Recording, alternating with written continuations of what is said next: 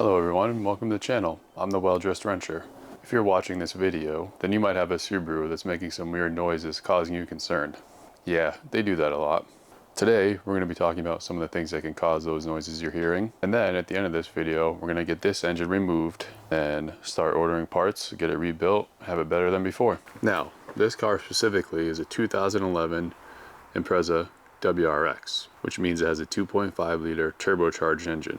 This series of engine has been used by Subaru for a very long time with a ton of different variations. So if you have something older or something newer, you might notice some visual differences. Some of these things I'm about to tell you still apply to most any other Subaru engine. The first thing you want to try to do is target exactly where your noise is coming from. Is it coming from the front of the engine? Is it coming from the back? Is it coming from underneath? Is it coming from one side or the other? Doing it all the time? Is it doing it when it's hot, when it's cold only? Is it doing it at a certain RPM? Now, one thing that gets kind of overlooked on these engines when they start beginning to make a knocking sound is your timing tensioner pulley, which is underneath this plastic cover and behind all this stuff. Now, the only way you're going to be able to tell if that's bad is by removing all the accessories, getting these plastic covers off, and taking a look. So if you're hearing the noise from maybe one side versus the other and it's more of a like ticking or tapping, most likely you're going to have an issue in one of your heads. This could be something to do with needing your valve shims adjusted, checked out. Could also be some sort of foreign material causing excessive wear to some of your bearings, something like a bad solenoid or even a leaky seal. And while we're on the subject of the heads, we do need to remember that sometimes Subarus are known to have what's called piston slap. This occurs especially when they're cold. So if you have a slight tapping or pinging noise that goes away as your engine gets warmer, that's probably all it is. And I wouldn't be too concerned with it just yet. Definitely let your engine warm up before you start driving it. So if you're hearing a noise more towards the back of the engine, maybe in the transmission, well, that would be actually in the transmission. That is an issue that some of these cars are known to have with manual transmission, where your throwout bearing, which is what pushes against your clutch, actually starts to eat at the input shaft of the transmission. That will be more of a screeching metal on metal noise than it would be a pinging or tapping though, or knocking. So that would be pretty obvious if that was the case. It is a pretty scary noise to hear for the first time. Okay, well, I think we covered most of the false knock noises you could hear that would scare you into thinking your engine's blown. We went over the tensioner pulley, how that could be the issue for your timing belt. Heads, you could have an issue there, or maybe just an adjustment out of place. Piston slap, which you're looking for when we're cold. Even something like your transmission or your throwout bearing making noise. Now let's talk about actual broad knock. And instead of just talking about it, let's show you an example. Because yeah, this one has it.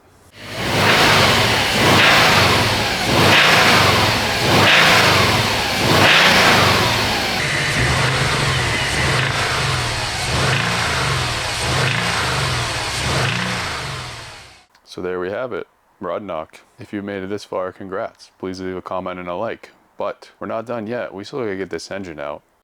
Our first step after jacking up the car is to get the two nuts underneath the engine which hold it to the subframe. These are 14 millimeters. Then we can drain our oil and coolant. As we're draining the oil, it's an excellent opportunity to inspect it for anything unusual, such as sparkles, metal fragments, or signs of coolant mixing, which could cause the oil to appear milky white. This inspection can provide valuable clues about the engine's condition. In the case of this car, although the oil was dirty, there was no visible metal fragments. However, that may change when we tear the engine apart in the next video and examine the internals.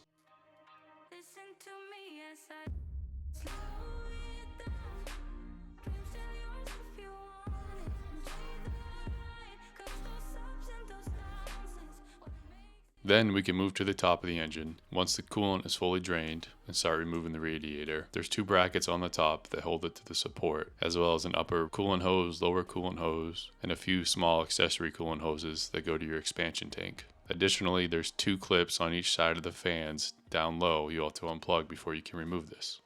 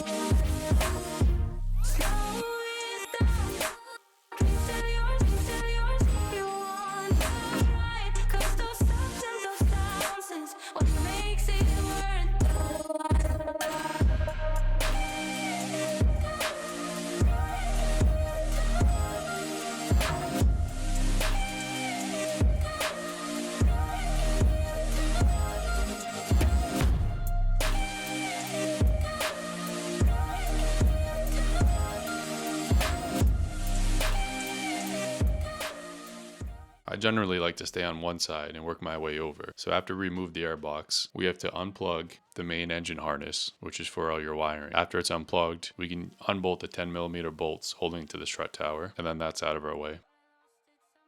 As we move back to the front of the engine, we'll start getting some of the bolts out for the alternator, as well as loosening it so we can get the belt off. Listen to me as I say.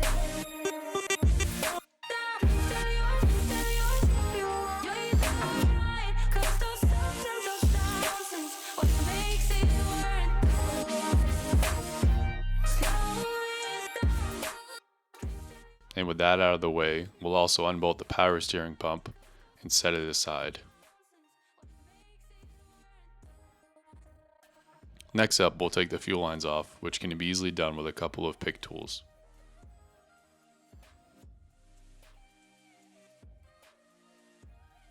Next up, we'll move back to the front of the engine and get this air pump out of the way. Then it could go in the trash because they generally fail and cause engine codes.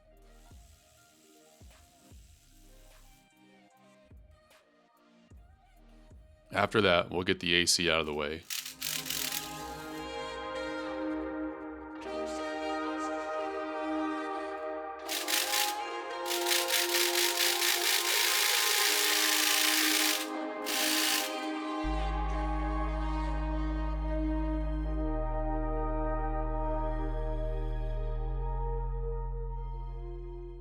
Some of these 14mm bolts holding it in can be pretty tricky to get to, as well as slightly corroded, so you might want to be careful using power tools or hand tools to make sure you don't break them.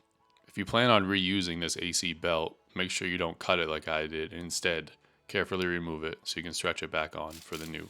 Once that's out of the way, we'll carefully set it aside. It may help to put a rag or microfiber under it so you don't scratch your fenders.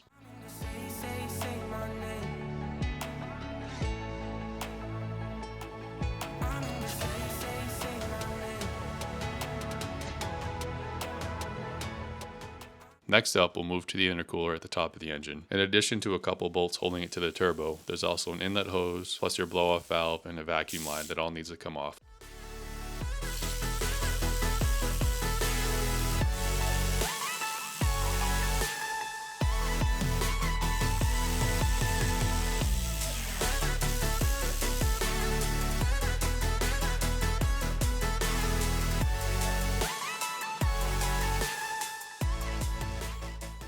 Once that's out of the way, we'll have access to our downpipe bolts and nuts, as well as the engine transmission mating bolts and nuts, and the pitch stop mount.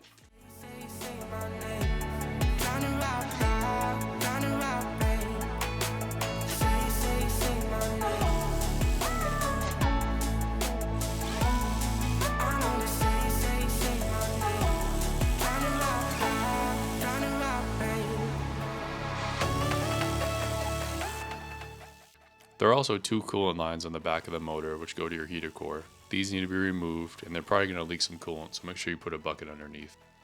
Once those are out of the way, we have better access to the starter, as well as the bolts underneath it and the nuts, mating it to the transmission.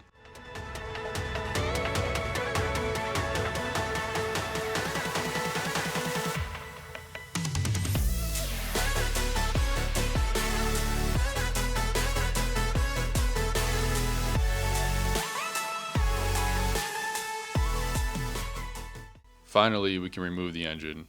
After carefully prying it and separating it from the transmission, we can start to pull it up. And if you're doing this alone, make sure you try to pull the engine up as straight as possible, because on the passenger side, there is an O2 sensor in your exhaust manifold that can easily be damaged, and it's one of the more expensive O2 sensors.